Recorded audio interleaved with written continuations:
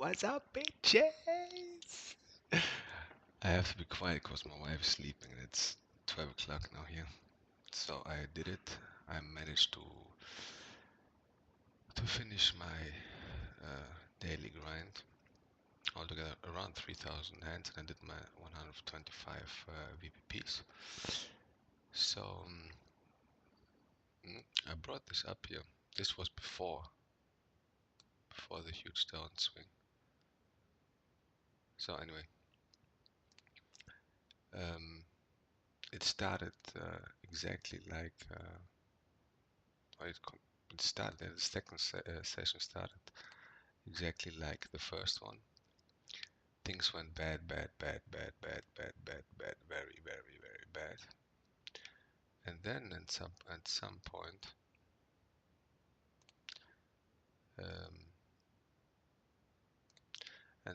point, I was thinking like, okay, let's play a bit different. Let's play like I am coaching myself and to make decisions with which I will be satisfied. To say, okay, I play good here, because as you all might know from the news, I'm a coach. By the way, that's the Poker School Premier League still there. How many players were there? 526 players, 56 left, and we're on the money. Not bad. So we collect some points here too. Me. So I thought about playing hands with which I will be satisfied, like, as a coach. Let's say I would be a poker coach and say, okay, this was good, this was not good, and so on. And I'd concentrate on the results. And because I remembered I was coaching, like I coach now for about 14, 15, 16, 17 years maybe. I'm a table tennis coach besides an athlete.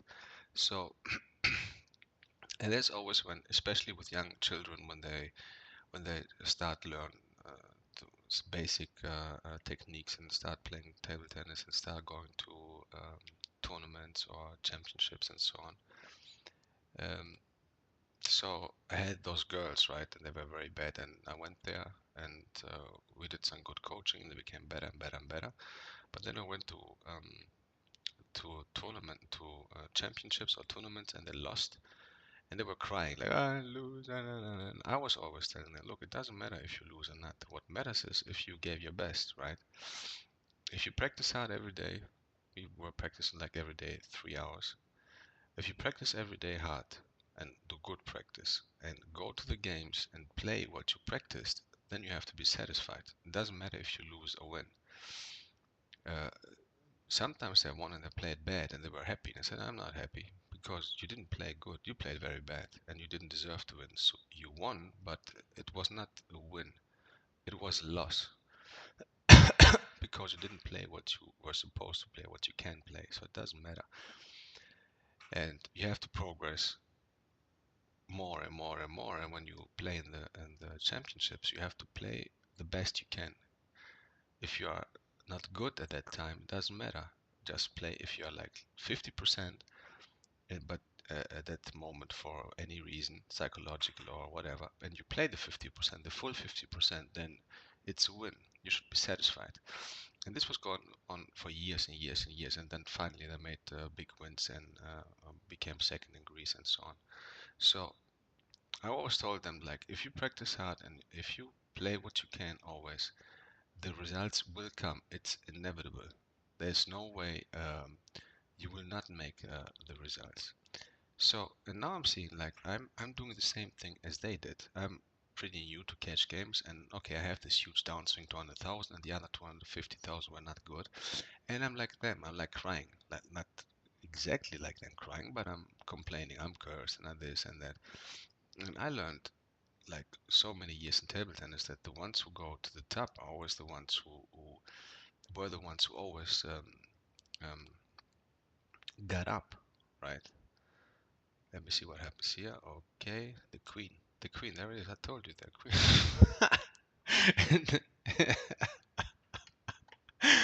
Oh my god. See, this is what has happened. The queen. I knew the queen was coming. I had him fucked. Only the king could save, and it came anyway. 51 place. So, what was I saying? And I was complaining, and I know that the ones who go to the top, like world champions, or even in the country, the best players are always the ones who fall down, because everybody falls down, everybody loses. The ones who get up and fight again and play again and fall down and lose and fight again and again and again and again, those will be the ones who will be at the top. Of course, you need talent and you need to practice hard, but everybody will lose and everybody will have, if in poker language, downswings, where you don't play your best and you you don't hit the ball and everything goes wrong, and I want to stop table tennis, like I don't can't even count how many times, but I always got up, continued, and then became one of the best players in Greece, and also a coach, because I had this I learned this in my life as an athlete. And what I found out is, like, I need to cooperate this also in poker. It's like, get up again. Again, you get your ass beat, get up again and again and again and again and again. If you practice hard, if you read and do your reviews and read books, or do follow coaching videos, and you're not like stupid fuck, you know. But I am far more than average IQ. Last time I made a test was like 166, so there's some problem with that. So if I practice hard and if I continue, one time it will stop. It is inevitable, like it is in table tennis also. It's not possible that you have some talent and you are smart, and you don't have to be super smart in poker anyway. Okay, you have to have some brain, but you don't have to be genius. And you practice hard again and again and again and again. One day it will stop, and one day the results will come. So although it started again like super bad, and I will go through the hands in a bit. At some point, what did I lose? Only this small? I thought I lost bigger hands. 5 p.m. I remember that I lost bigger hands. What is with the most recent 100? That's why, all hands. So I went again 4-5 buy-ins down, and then at some point, 1-2 hours ago, I said, all right, look, I will play just the thing that I do in table tennis, right? I will play my best. Now, in table tennis, you can also, it's the same thing. You lose something, the other one is lucky, and then you get to start to get angry, and then you lose very easy balls, and or it's if it's 10-10, and the other one made a sorry, like net or edge of the table. Many people become angry and lose their control, and then they lose. And this is like a little bit like tilting in poker. So in table tennis, I have full control over that. I'm maybe the most calm player in the whole Greece. I never do this thing, yaw, chaw, and all this. You know, when I take a point, what they all do. I don't like it. I stay calm, either I lose or I win. So when it was going bad again in the second session, I was at some point I was like, okay, the results don't matter. The only thing that matters is that you make good decisions. The only thing that matters is when you make a review afterwards, that you say, okay, I played it right. The moment I played it right and the moment I played it the best I can, that's it. There's nothing more to it. The results are not in my hands, right? As it is as they aren't in table tennis. The only thing that's in my hands is like play the best I can, stay calm, stay focused, and make the decision which you believe is best. And if you do that, you already won. You already won. And then there are two reasons why you don't win. One is because you have this super downswing. And the other thing is like you make mistakes, and you have to work on your mistakes and again, learn, practice, then play, and so on and so on and so on. And the results will come, that's for sure. Just get up again, get up, get beat, get up, fall down, get up, fall down, till some point. I'm sure, like I heard like maybe some poker players had this, from the beginning, won a big tournament and so on. Everything went just fine for them. But maybe they also, oh, surely there are many people who went through a difficult phase in the beginning or in the middle of their career.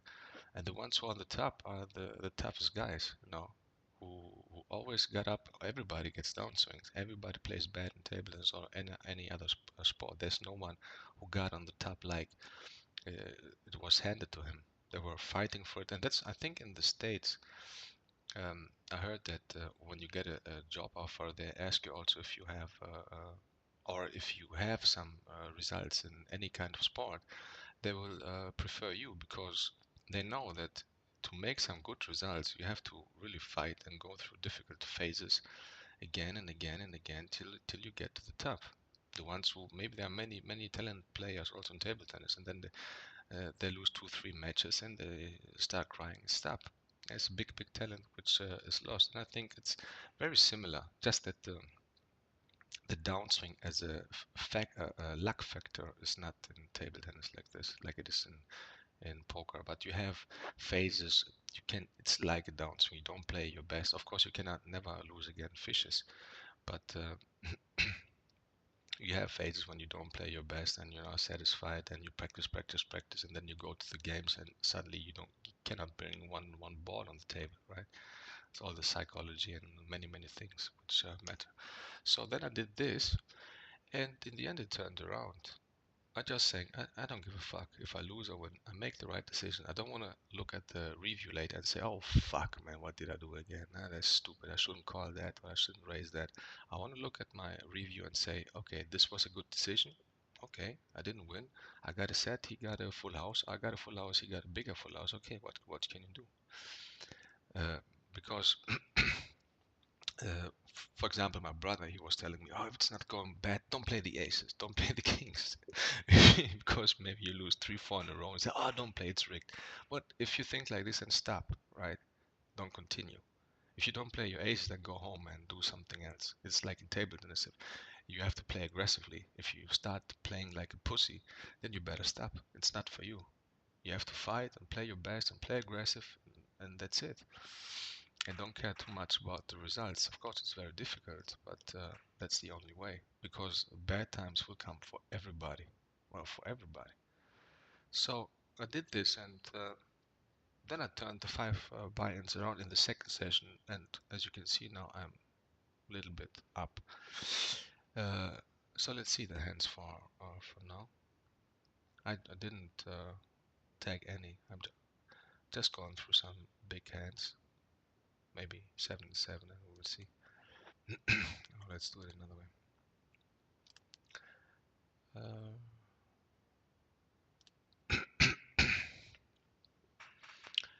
Well, so 5 6, that should be a bet. I'm still cold, by the way, as you can hear. So there's one caller, standard continuation bet. He calls. Oh, all right, so I have 3 5s, and I think like, oh, I got you now, man. If you have ace or king or ace king, you're fucked, right? So I bet, and he has kings. So I played this. I was like crazy. I was like, again, like I was like, it's a setup. It's a setup. I wouldn't play if I didn't have the 5. That's the only way I would play, right? Because you will not get my money with stupid hands, except if I want to bluff or something. But I will not call you down like with a stupid second pair or whatever. But now that I think differently, like with the coaching thing, I played it okay. I raised 5 6 in the cutoff call. He didn't show me any resistance. Continuation bet. Okay, my idea was then to let it go. I get the second 5, and it's like, okay, how can I get the rest? It was just pot. I think on the turn was just pot, right? So natural thing is to shove. Okay, he hit the kings. What can you do, man? Sometimes you will have the king, sometimes them, and it will go the other way around also.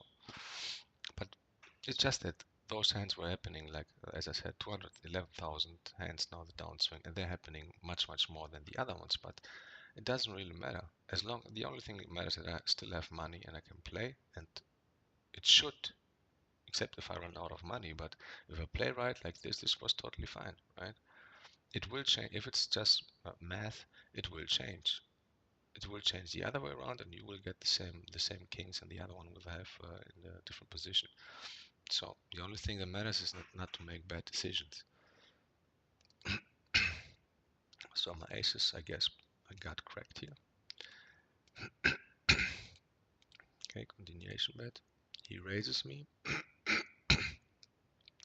And I remember this hand. That's another thing. Like I think like, oh, if I'm beat, oh, if he has tens, oh, if he has nines. Look, he's a 2015 3 over 827 hands. If it was like a 17, 11, 1, I would consider folding here. But he's a normal player. He can do this. There are so many things he can have. He can have flush draw. He can have a straight draw. He can have eights or jacks or queens or kings or whatever. He can do this with everything. So naturally, the pot is already 2. I shoved, I think. Shoved is the word. And he had 9-10, right? Okay, good for him. But I think I played it right with this kind of player. But if this happens all the time, then of course your bankroll will go boom, boom, boom, and down. So pseudo connector, a bad call. I make now. See, now I make the 2 pair, but the difference is I will not win because this is losing hands, right? So if he has aces now, right, and he bets, and I'm like, if he doesn't have many stats on me, but if he had like 37, 35, 7, he will never fold his aces, and it's totally natural. So I bet he calls. Now there's the straight and the flush. So I check. He checks, and then I remember this one. Oh my fucking god, man! So again, like before, the card comes with which I will continue, otherwise I will not play. So I have a full house now, right? So I think like, no, let him have a flush, please, or let him have the 9, because he will never fold it, right? So I shove, and he has one of the 2 hands which beat me. He has the 10s. He could have the 7s, okay, and straight flush was also there. But I think I played it okay. He would call me with a 9. He would call me with ace something, and he slow played his flush. So I think this was also good. Next one, a6, bad call. Again, 2 pair. That's funny, isn't it? I lost my aces against 2 pair, and I have now 2 pair 2 times, and I will lose. So I have, he's like very aggressive, so I don't give him credit for anything. Continuation bet, he just calls. I have 2 pair, right? So I bet he raises, I shove. And he had Jack 4 from the beginning, right? So I think this was also good. This guy would call me with, even with a flush draw. There was another guy who called me like this with a flush draw, and I won. He would call me with ace king, he would call me with many things I beat. He would call me with kings, 8s, or whatever. So I think it doesn't matter, and it doesn't matter what they do. Okay, he's a horrible player, Jack 4, right? He calls Jack 4 from the big blind, I think, suited, which is horrible, right? But it doesn't really matter what they do. What important is what I do. So this was also okay, I think. Now the 7-2. Isn't that the Doyle Brunson hand, I think? So here I raised, of course, because they are 98, 74 fold to steal. He raises me, and he has a re-steal of 11%, which means like most of the time he's full of shit. And I don't. And now I'm looking like the title of this one was like, it's not important what they do. It's not important if he re-steals me with 11 or 20 or 50%. The only thing that matters is like his fold to 4 bet percentage, because the only reason I would now re-raise here is for him to fold, right? Because obviously 7-2 is the worst hand, literally the worst hand. So if I see, because before I saw some hands, they had here like they called every 4 bet, so of course that it's bad, and I did it. So I learned now from this, and I was looking always first of all what they do, right? He re-steals a lot, and it's very aggressive and 3 bets a lot. So I don't have any stats for the 4-bet, so I'll give him one now. I re-raise, he calls,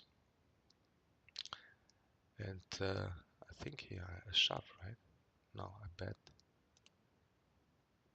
Okay, continuation bet. No, shove would be horrible. Continuation bet, I have a gut shot, but now I have the 2, but here I should give up. If I call it this, I'm like a fucking asshole. Alright. So, this was also okay. Was played good, was good move. He didn't go away, alright. Next one. Again here, 89%, 100% fold to steal. He raised me again. It's like, again 11, and he has a 0.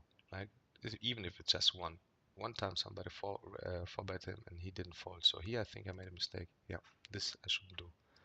Because even if it's one time, somebody one time 4-bet him and he didn't fold. So this is a mistake.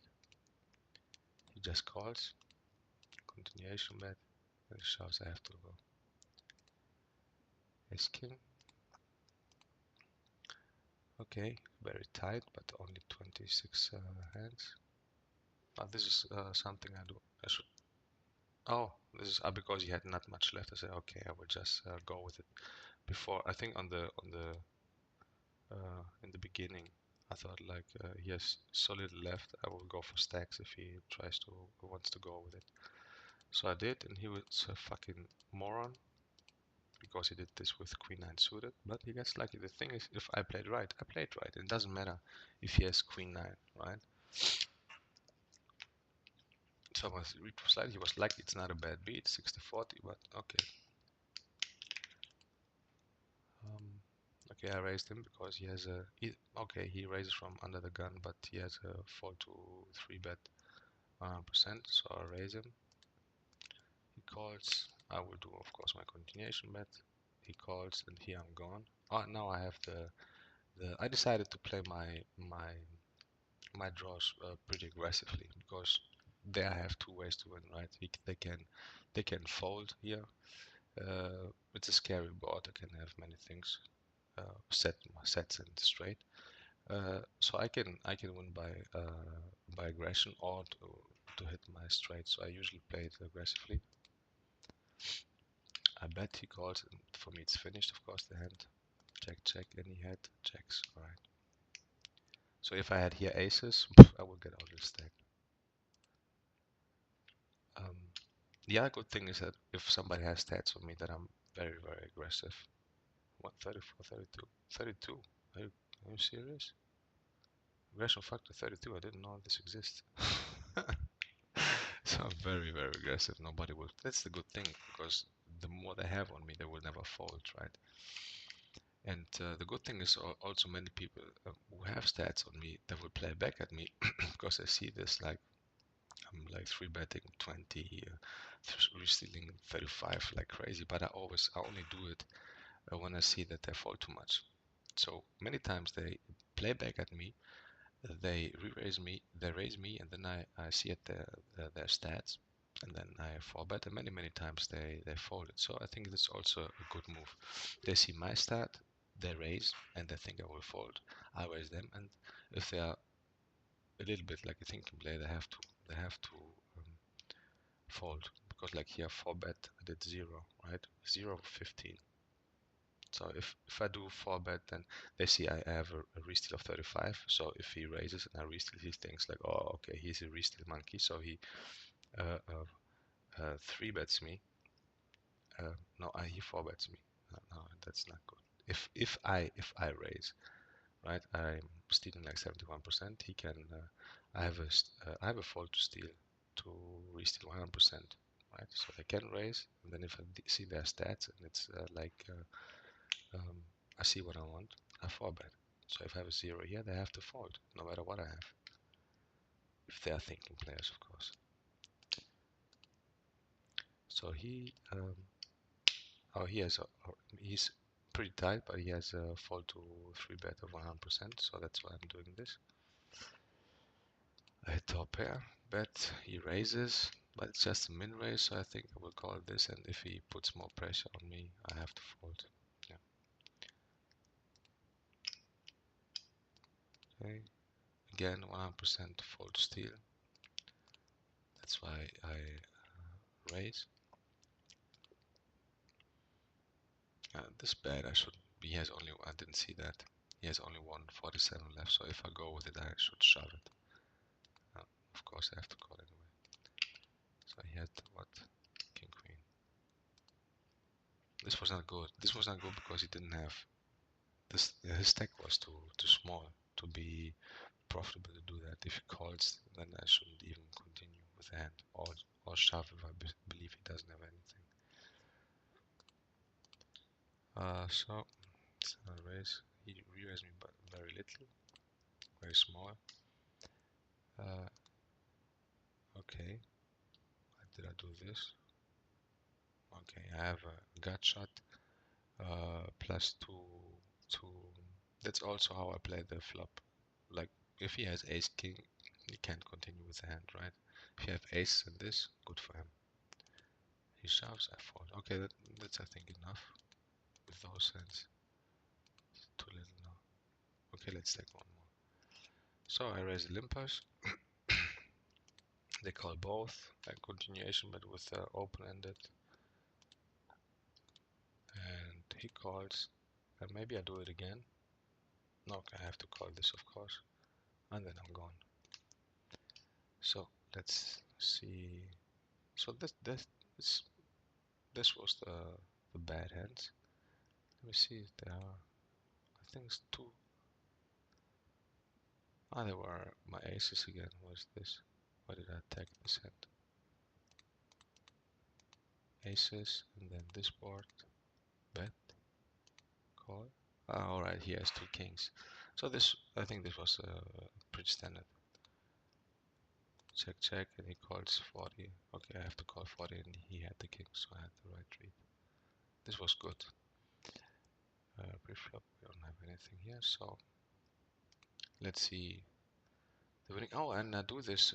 PokerStars has this ultimate thing, ultimate January ultimate challenges. Every day you have to complete some, and you can win some. I think I won something because I had like $10 more on my account that I had. So maybe I won some money on this shootouts. Plus they have this ultimate for 1 month. Every month they give you some goal to achieve, and if you do it, then you get some money without not like the usual um, deposit money with a bonus. So I made it. You put this in, how do you call this bonus star, how do you call this, bonus star, something with a star. And I have to make, I did it on 15th of January, and I have to make till the 14th of February 3,300 VPPs. And if I do it, I will get $80, which is very good. And with the rhythm I do it, like with the 130 every day, it's I will do it a few days. I will complete a few days earlier. So let's look at some biggers. Then it came back. Suddenly it was strange. Like the moment I thought like, okay, it doesn't matter, just play, make good decisions. Then suddenly everything went okay. So he has just set mine. I don't raise because he's okay. It's just 9 hands, but I didn't want him to re-raise me. So but he does. Okay, so of course I call. All right, he shows weakness. I bet he calls. And I didn't see that. Usually I should bet that, but I saw it like afterwards that I hit the 2. I was giving up. That's why I checked, which was very good. I saw it on the river that I made my full house, but I think this was not bad. So he checks, and I say, okay, the only way to get his money is shove and hope he has a overpair or an 8 or whatever. And he has the aces. And the good thing is, like, look, I have on him 170, 80 hands, so I guess he has the same on me. And the way I play is like 9 aggression factor 9, right? So he thinks like, but the good thing is with aggression factor 9, I almost never bluff, right? Like big bluffs only sometimes, and usually when I was tilting, like those 2 days. Otherwise, when I bet big, I really have it, right? It's just, I think the 9 or the huge aggression factor is because I see bet a lot and I bet a lot my draws. I think there isn't the aggression factor after after pre-flop, post-flop, right? And so I play my draws very aggressively. I re-raise them. I raise them a lot on the flop when I think that they can't have it, or I have some draw, or they raise and they come to three low cards and they see bet. I raise them and make them have a hand, right? Make them have the aces, because no, except if it's maniac, no good player will call with ace king, just with the overpair, and if they have it, then good for them. So if I bet then huge, this guy sees my big aggression factor and says, oh, he's full of shit, he bluffs me. Kings, bet call, call, 3 small. He does this stupid thing. I'm getting very angry when I see this, really. It makes me very angry. It's like the, you know what it reminds me of? It reminds me of those dogs, right? You know the small dogs when they bark, like "Ruff, ruff, ruff, ruff, ruff, ruff," like they want to bite you, right? And then you get angry and you start running at them, and they they run away, right? Or guys were like, oh, come on, what you want, what you want, and then you say, okay, what you want, fucker, come on, and they run away, right? That's this bet. It makes me super angry, right? You have something and bet it. If you don't have it, get the fuck out of here. What is this stupid 10-cent thing? Like, yeah, I think I run away with 10 cent no matter what I have. It makes me very angry. Anyway, so I raise him and he calls. And he says, okay, 11 hands, but 36, 11.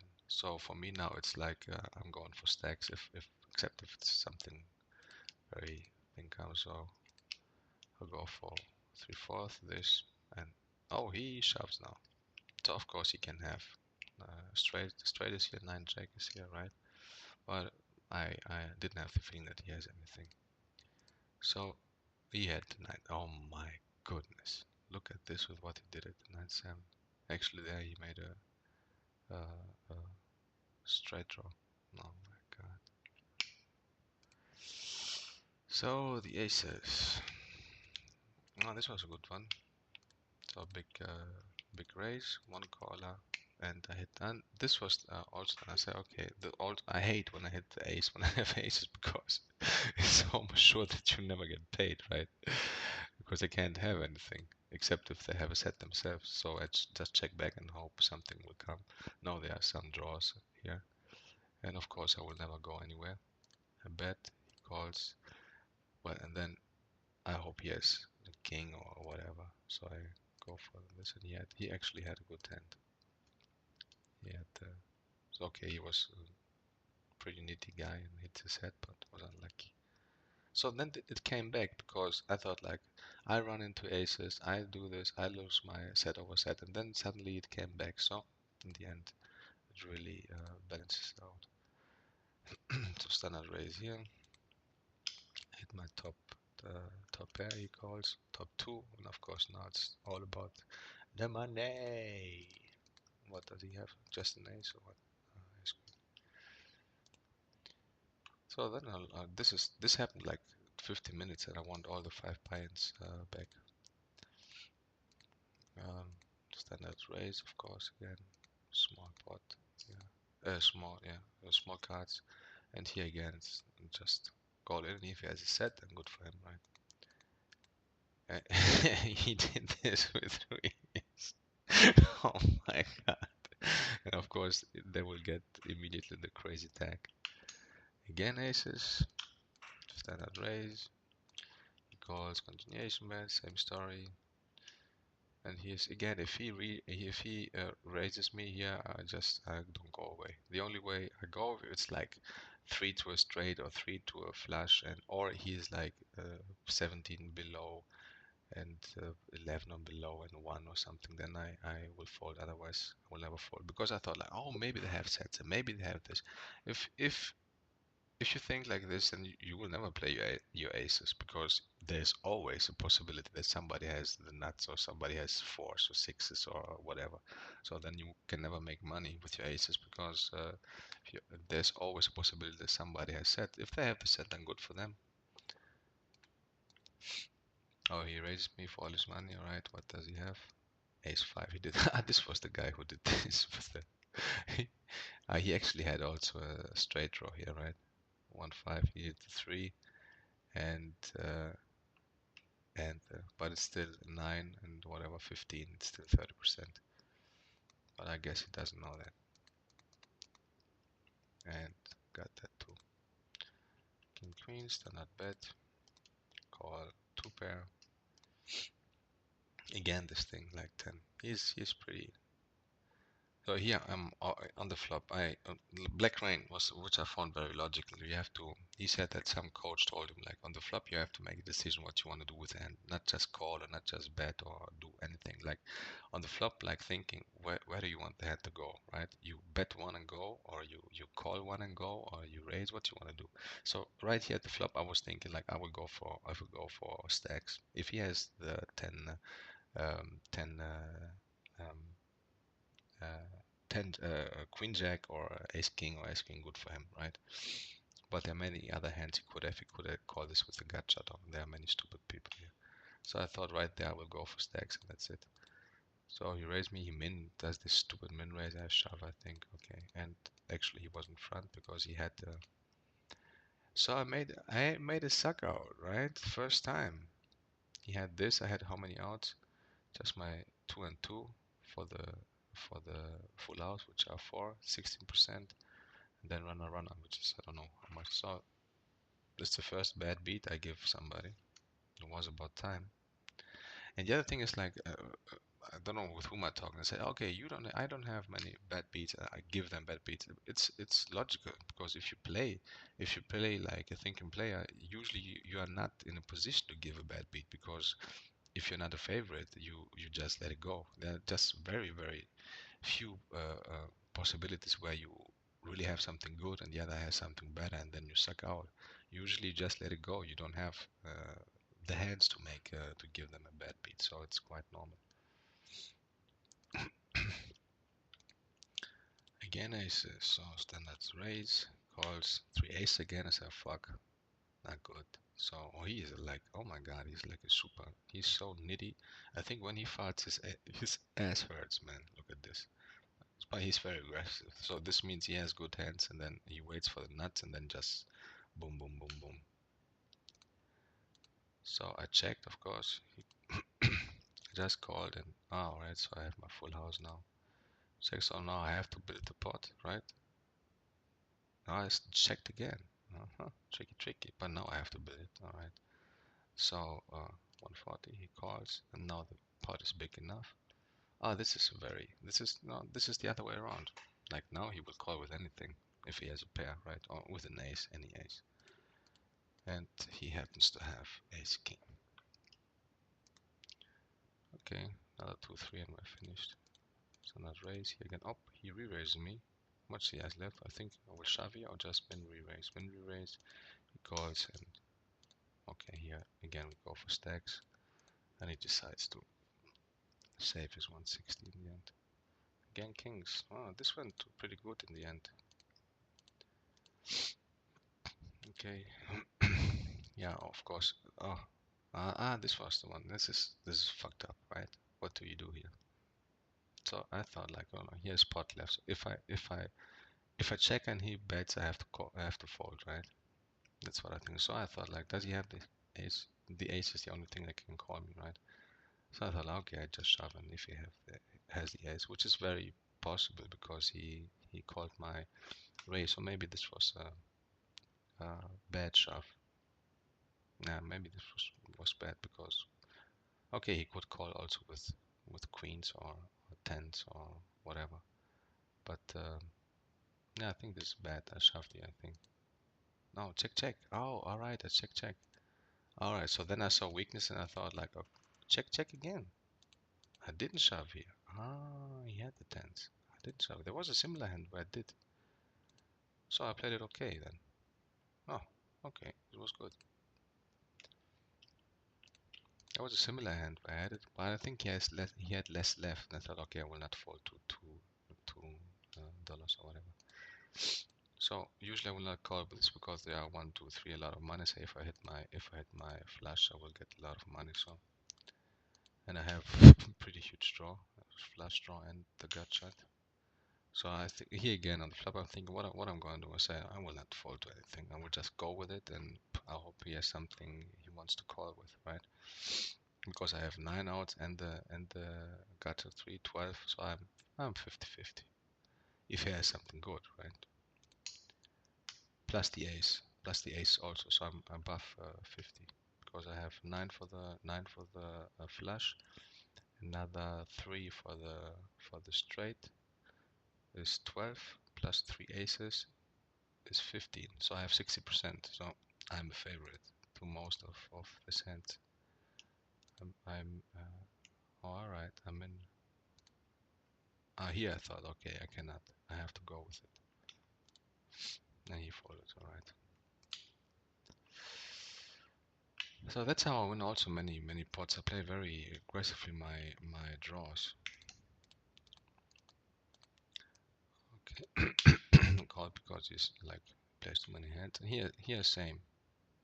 I think I will just raise him here and see where it goes. He re-raised me. I think this would be a fold. Oh yeah, shaft here, right? Because maybe it's a 43, 43. So I still again have 9 for my 9 for my. I thought maybe that my jack and queen, jack and queen is right with this kind of player, right? He played like 3 or 4 or 7 hands, right? Very aggressively also. So I'm pretty sure that I have like 9 for the flush and 6 here, 15 out, which is huge. Like I'm a favorite. Oh, and fold it, right? So one more and that's it. That's 2 small pots now.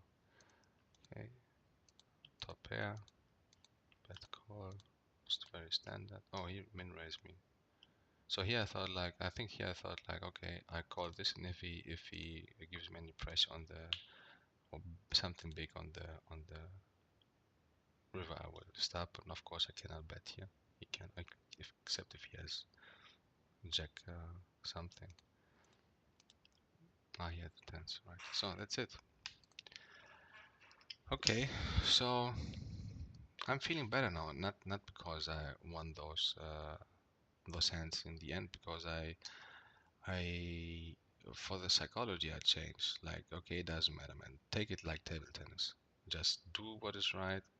Practice, learn from your mistakes, review, um, and always in my mind to have when I see my review, I don't want to see hands where I would say, oh fuck, this was bad. I want to see hands that I said, okay, this was a good decision. It was aggressive, and I will continue to play aggressively, right? If it just many times, if they just have it all the time, what can you do? They play always back at you, and they always have it. It doesn't matter. I will not change because that's my style. I will play aggressively, and then in the second part of the session, they didn't have it, and they were fold, fold, fold, fold, fold, fold, fold, right? So I will continue like this because this is the style I like. I don't like calling and only going for the nuts, or I like to play like this, and I think it's a television play because I use the hut. If they show me they fold too much to move, I will do it. I don't care what cards I have, and I think this is also very difficult for them to play against because I play always back at them and they never know what I have, right? So that's it. And as I said, the important thing is like I don't care even if I lose now for another 100,000 hands. I don't care. Even if it goes 5 million hands, the downswing, I don't care. The only thing I care is to be satisfied with how I play, and if I have enough money to play, I will play. If the money is gone, as I said, maybe I will give some money, so I still have profit from the VPPs end of the year. And if it goes like super bad, I will not go down NL2 anymore. That's for sure. I will stay here till I beat, not I beat, till I like to see green numbers, right? If I have green numbers NL5, then I will change it. Let me see if this is quickly there, because I don't understand why Poker Tracker takes so long to bring the hands up. I have also Hold'em Manager because I like the filters you can put there. It's much easier, and here they don't have ready filters here, or I don't know where to find them. You have to, I think, I saw a video from Blackfriend and he had to type it in somehow, like different things, and then hold a minute, or everything ready. So it's very good for reviews if you want to see something special. But the HUD from PokerTrack is it's much better, I think. And hold a minute, it's like you push the button and boom, the uh, report is there. And PokerTrack, it takes like super long. So let's wait a little bit more. It doesn't come in 1 minute. That's it, I think. So that's a good thing. And did I say that in table tennis I had so much bad luck in practice that it was a live downswing and not poker? I think I didn't say that. I played today in table tennis and I had like super downswing. He was super luck. I said it. All right, so I don't think this is coming up. So anyway, the moment I will be in the greens with I can do maybe just NL5, which because NL2 I'm in the greens. So if I have the same in NL5, even if it's just 1 cent, I will go to NL10 because I know it's you can say you beat the stake if you have money. I don't see it that way. I know when I beat, it's like with table tennis. I know this guy, I'm better than him. Maybe he beats me, maybe I lose many times, but I know if I'm better than him or not. And the way I lose is the reason, and not because he's better than me. So I know that I'm better than those guys, right? And so the moment this goes green, on this also I don't want to see a minus EV. So it's another 170 if this goes green. If it goes green, when it goes green, I will go to NL10 then. So that's it for today. Peace out.